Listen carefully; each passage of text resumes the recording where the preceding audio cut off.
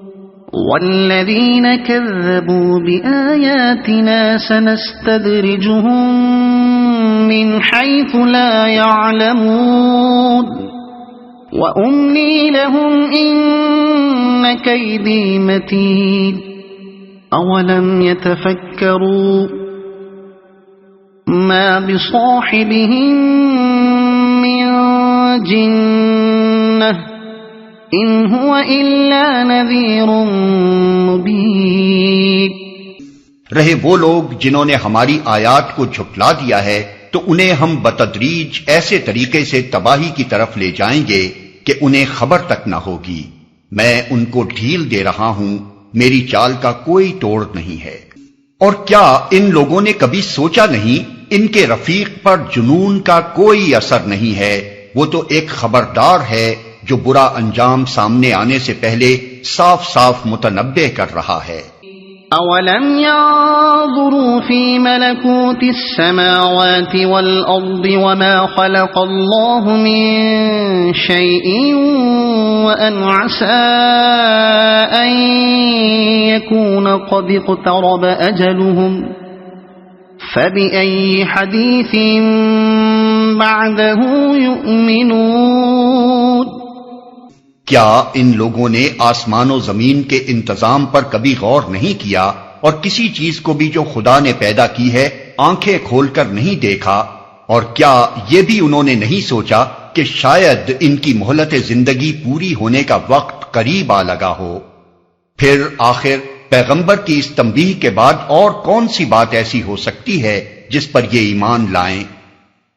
اور کسی چیز کو بھی جو خدا نے پیدا کی ہیں آنکھیں کھول کر نہیں دیکھا؟ رفیق سے مراد محمد صلی اللہ علیہ وسلم ہیں۔ آپ انہی لوگوں میں پیدا ہوئے، انہی کے درمیان رہے بسے، بچے سے جوان اور جوان سے بوڑھے ہوئے۔ نبوت سے پہلے ساری قوم آپ کو ایک نہایت سلیم الطبع اور صحیح الدماغ آدمی کی حیثیت سے جانتی تھی۔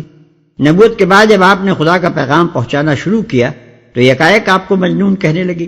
ظاہر ہے کہ یہ حکم جنون ان باتوں پر نہ تھا جو آپ نبی ہونے سے پہلے کرتے تھے، بلکہ صرف انہی باتوں پر لگایا جا رہا تھا جن کی آپ نے نبی ہونے کے بعد تبلیغ شروع کی۔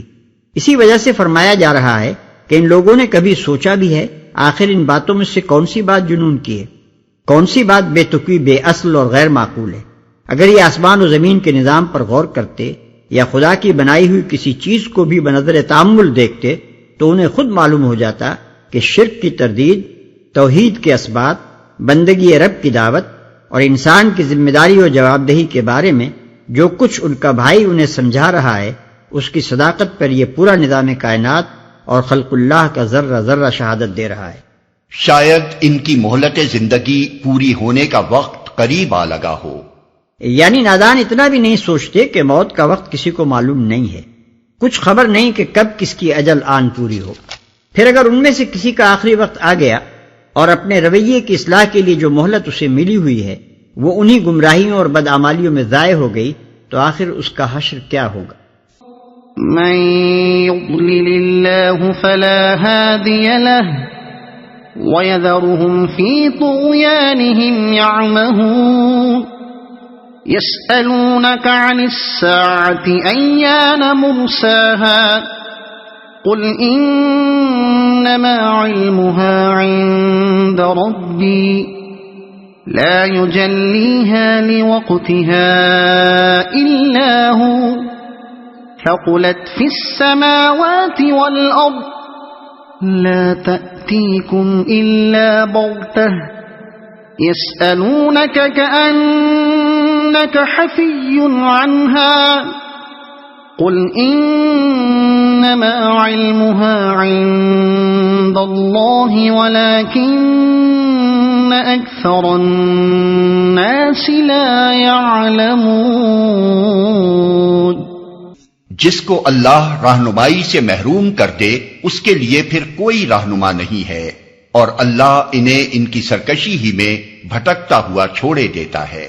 یہ لوگ تم سے پوچھتے ہیں کہ آخر وہ قیامت کی گھڑی کب نازل ہوگی؟ کہو اس کا علم میرے رب ہی کے پاس ہے، اسے اپنے وقت پر وہی ظاہر کرے گا۔ آسمانوں اور زمین میں وہ بڑا سخت وقت ہوگا، وہ تم پر اچانک آ جائے گا۔ یہ لوگ اس کے متعلق تم سے اس طرح پوچھتے ہیں گویا کہ تم اس کی کھوج میں لگے ہوئے ہو۔ کہو اس کا علم تو صرف اللہ کو ہے، مگر اکثر لوگ اس حقیقت سے ناواقف ہیں۔ قل لا أملك لنفسي نفعا ولا ضرا إلا ما شاء الله ولو كنت أعلم الغيب لاستكثرت من الخير وما مسني السوء إن أنا إلا نذير وبشير لقوم يؤمنون۔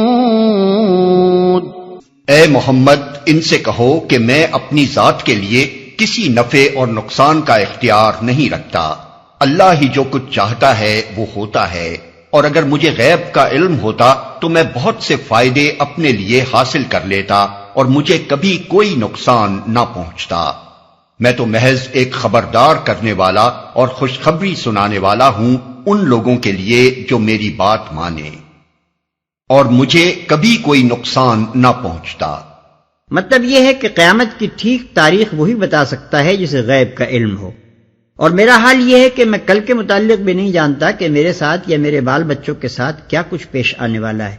تم خود سمجھ سکتے ہو کہ اگر یہ علم مجھے حاصل ہوتا تو میں کتنے نقصانات سے قبل از وقت آگاہ ہو کر بچ جاتا، اور کتنے فائدے محض پیشگی علم کی بدولت اپنی ذات کے لیے سمیٹ لیتا۔